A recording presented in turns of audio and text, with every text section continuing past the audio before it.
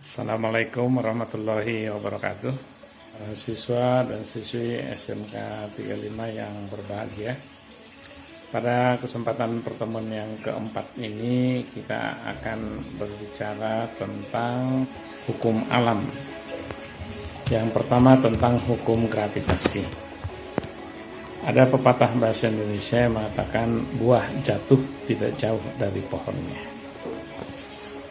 Lihat, buah jatuh tidak jauh dari pohonnya. Itu adalah peribahasa, tapi sesungguhnya itu adalah hukum alam. Jadi karena pengaruh gravitasi, maka apapun yang memiliki berat, dia akan jatuh ya segaris dengan garis gravitasinya. Artinya kalau itu buah yang ada di dahan, yang ada di ranting, ketika jatuh maka dia jatuh segaris dengan garis gravitasi. Ya berarti memang dia akan jatuh di dekat pohonnya. Bagaimana kalau pohon itu adanya di tebing, dia jatuh kemudian kan menggelinding. Ya menggelindingnya dia setelah jatuh, setelah mengenai tanah, kalau tanahnya miring kemudian dia menggelinding. Tapi kan pada prinsipnya buah itu jatuh ya dekat pohonnya. Nah ini dulu yang harus kalian pahami. Jadi buah jatuh tidak jauh dari pohonnya. Itu pepatah bahasa Indonesia dan itu memang adalah gambaran dari hukum alam. Nah sekarang pertanyaannya adalah, adakah buah yang jatuh jauh dari pohonnya? Adakah buah yang jatuh jauh dari pohonnya? Ya coba dipikir-pikir, ada nggak buah yang jatuh jauh dari pohonnya? Ya, jawabannya ada. Semua buah bisa jatuh jauh dari pohonnya kalau ada energi yang bekerja pada buah tersebut. Misalnya buah kapuk yang sudah tua, dia akan jatuh terbang karena kena energi dari angin, terbawa angin. Yang kedua, mangga bisa jatuhnya jauh karena dibawa sama kalong. Yang ketiga, pohon cabai buahnya bisa bahkan tidak jatuh karena dipetik, diambil sama petaninya. Semua buah yang jatuh jauh dari pohonnya itu pasti karena ada energi yang bekerja pada buah tersebut. Ya. Jadi kalau tidak ada energi yang bekerja pada buah tersebut, artinya dibiarkan secara alami dia jatuh, maka jatuhnya dekat pohonnya. Nah, lantas apa hubungannya dengan kehidupan kita sehari-hari? Hubungannya adalah bahwa kalian bisa melihat, coba lihat ya, dari keluarga bapak, kalian punya paman, punya tante, pokoknya dari keluarga besar lah ya, kalian coba perhatikan bahwa kehidupan pamanmu, kehidupan omnya, kehidupan uaknya, kehidupan bapak, kehidupan tante, ya dari satu keluarga kakek misalnya, maka itu pada umumnya tidak beda jauh karena itu menggambarkan kehidupan kakeknya.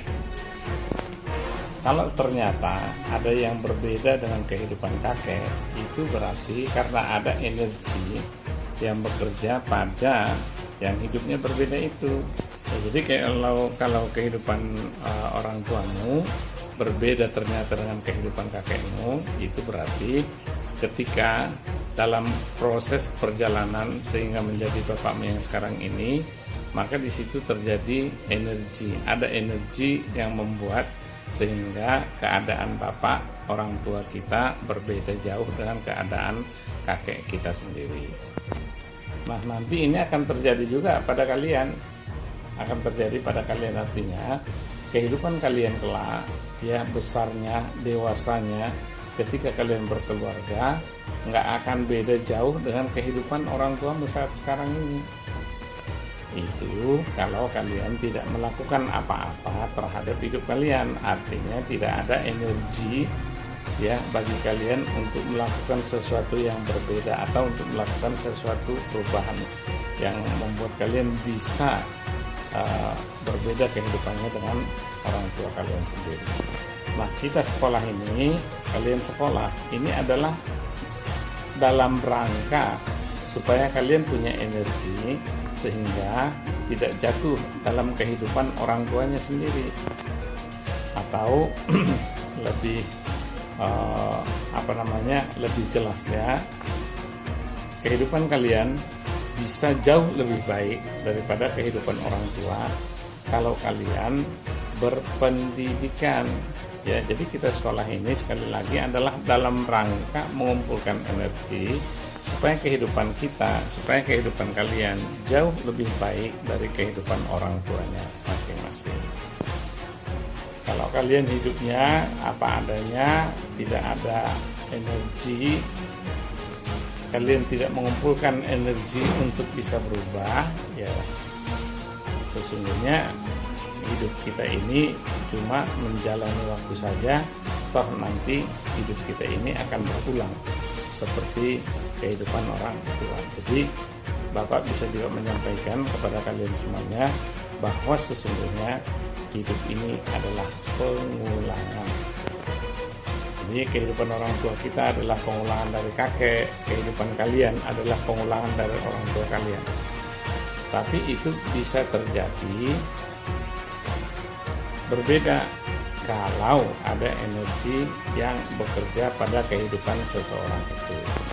Kita bisa keluar dari kehidupan orang tua, ya, kalau kita berpendidikan, kalau kita terus berjuang, maka kelak kehidupanmu jauh lebih besar dari kehidupan orang tua.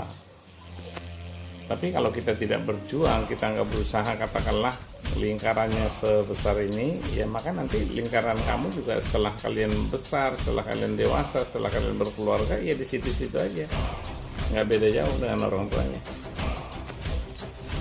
Nah, padahal kalau ditanya satu persatu, semua orang ingin hidupnya jauh lebih baik dari kehidupan orang tuanya. Kalau ada di antara kalian yang mengatakan saya ingin hidup seperti orang tua saya, itu berarti kesimpulannya kehidupan orang tuamu sudah bagus. Tapi kalau kalian semua menjawab bahwa kalian ingin lebih baik daripada kehidupan orang tua, itu memberikan gambaran bahwa saat ini kehidupan orang tuamu tidak seperti apa yang kalian inginkan.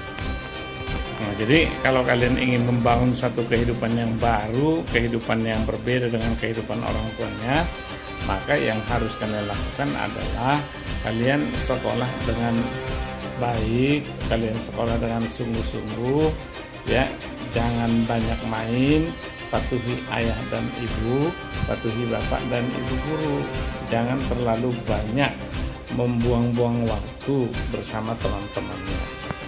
Semakin banyak kalian bermain, semakin banyak kalian mengerjakan sesuatu yang tidak bermanfaat dalam kehidupan kalian, maka semakin jauh harapan kalian untuk bisa keluar dari kehidupan orang tua kalian.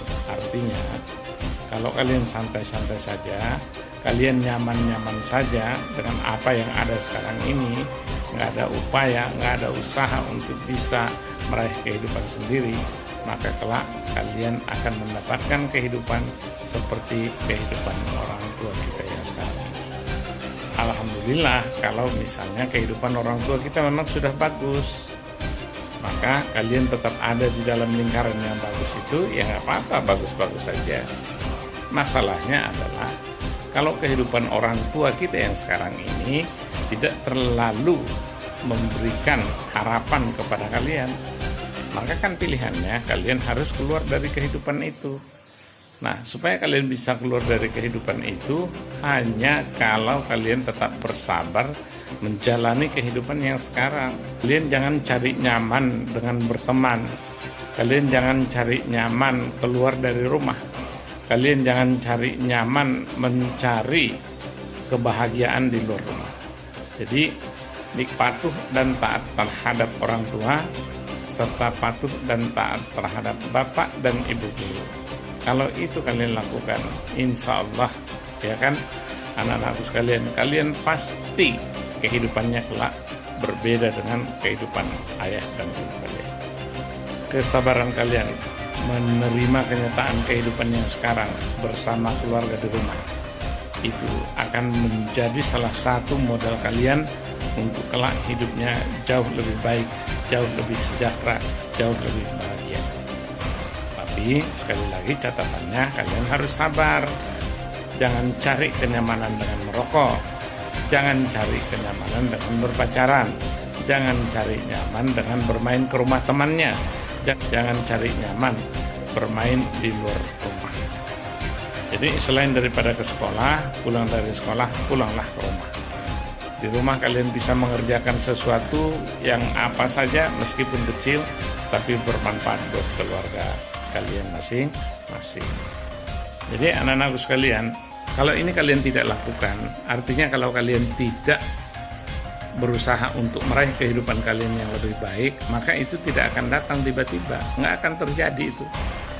Ya, sekali lagi tidak akan terjadi.